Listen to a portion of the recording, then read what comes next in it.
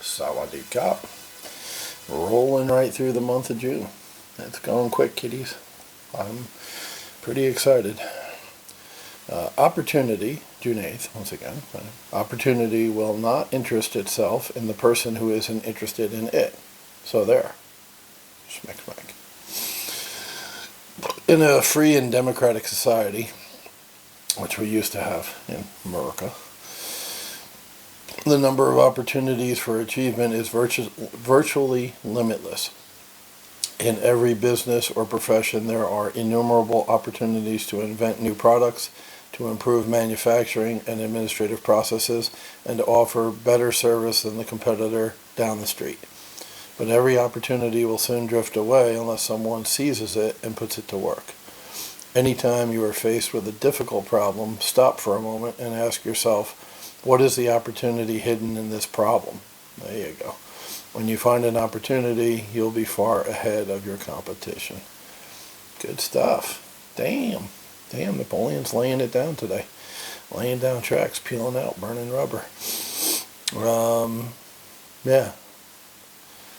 So, the first thing, I think, in my humble opinion, IMHO, is to have an idea that you're going to, enter some sort of business. Like I said, I use real estate all the time because that's what I know, but any business really doesn't matter. Selling widgets. So you get the idea to sell widgets, and ideally you're going to sell widgets because you're good at it, you know a lot about widgets, you're making a widget a little different from anybody else making a widget. Your widget is unique for some reason, right? Rule number 3, remember, is make a unique selling proposition, right? Locate prospects, pre-qualify, make sure that they're actual customers, they have the ability to, finish the deal, to actually buy your product, and they need the product and want it, right? The customers you found at step 1, that they're legit customers, qualify them basically. And 3, make a unique selling proposition. So your widget has to be different than the rest of the market, otherwise why would they buy it? Or your widget's cheaper or stronger or whatever, better. Somehow, some way, your widget benefits the consumer more than the other people's widgets. 4, close the deal. You're in a sales meeting, you're talking to a customer that you've located, get the pen on paper, make it a deal, right? And in our world, it's a real estate contract, but deal's a deal. However you write it up, a handshake, however it works in your business. And then 5 is follow up, because sometimes a no. I'm pretty well known for saying time and circumstance change everything. So a no today could be a yes tomorrow, 3 months from now, 6 months from now, a year from now. I literally had customers, contact me 2-3 years after I had approached them, because now the time was right. Time and circumstance change everything. So yesterday's no could be tomorrow's yes. A follow-up is huge. And as a real estate person, about 30% of your business will come from referrals. So that's huge. Follow-up is huge. Staying in touch with customers, past and present. So, and with real estate also, there's customers, investors specifically, that will buy more than one property from you or through you, right? So those are the 5 steps. And once again, what's going to be different from your widget? What's going to be different from your piece of real estate? What's going to, I mentioned before on here my lipstick on a pig. So I would buy, when prices started getting up and it was getting more competitive in the market, I would pay a little bit more to the wholesaler, right, than I could have when I was flipping. And I would sell it to the customer a little bit less, and my rehab would be very small. Lipstick on a pig. I wouldn't rehab the entire house like I had been doing. If the roof had 7 years or 9 years, 10 years of useful life on it, we'd leave it. Whereas when I was flipping, I'd probably put a new roof on, just to be sure. If the AC's working, we'd leave it. Whereas, usually if you're doing a full-on rehab and the AC's 10 years old, 12 years old, you're going to replace it. But here, and lipstick on a pig, if it's working, it's working. It just, your goal is to make the house livable for somebody, and they can fix things as they break down the road. And the reason they're willing to do that is you're selling for less than retail. So everybody wins. The customer's getting a $250,000 house for $225,000 or $220,000. The wholesaler's happy because they're getting more money for their house. You know, the flipper couldn't buy it at that price, but I could.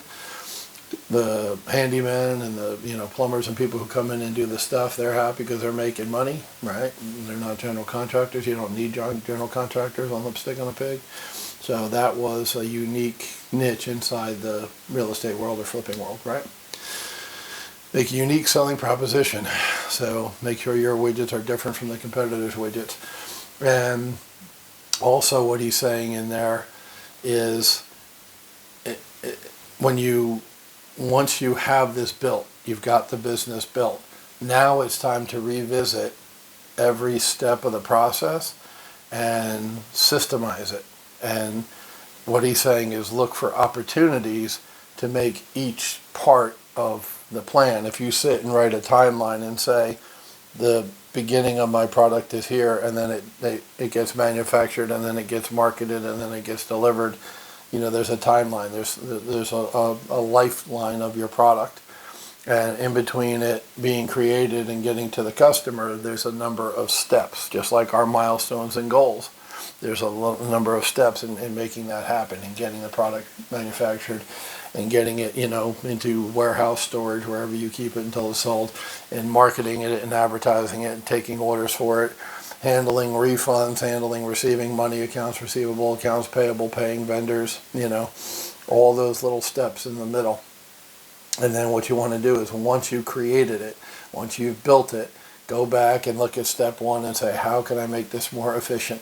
How can I make it scalable so that it can get big? How do I systemize it so I don't need to be babysitting it and on top of it for it to work? That's where your opportunities come in. And if you do that, if you scale and systemize every little component, the whole will be scalable and systematic. And then you walk away and just collect a paycheck. Now you've got what everybody's really looking for, which is passive income for life, right? Once you build it. And in doing those things and examining and looking for opportunities in each step of the process, what he's saying is, and I agree, is you'll be better than your competition who's lazy and they're not really looking at their process. They're making money, they're happy, they're getting a paycheck, they're buying beer and cigarettes and paying for cable and buying lottery tickets. They're good, right? But you're going to look at every step of the process and say, how can I make this better? And at the end, the sum total will A, give you passive income where you don't have to babysit it, and B, be better than your competition, which will, of course, increase the business. Scalability will increase the business.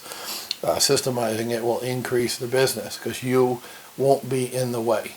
You won't be the stopping point in the flow, in the system flow. You remove yourself, and you're taking an obstruction out of a pipe, and things will just flow through the system once you build it that way. First, get it going. Once it's going, take a critical look at each component of the process and see where you can improve each component, each part of the process. That's it. Once again, great stuff. I mean, some of the stuff that people pay a lot of money to learn in Harvard Business School, these concepts, and we're learning them for free on YouTube, and because I bought a book for 40 baht in Thailand. So, gotta love it. Be good.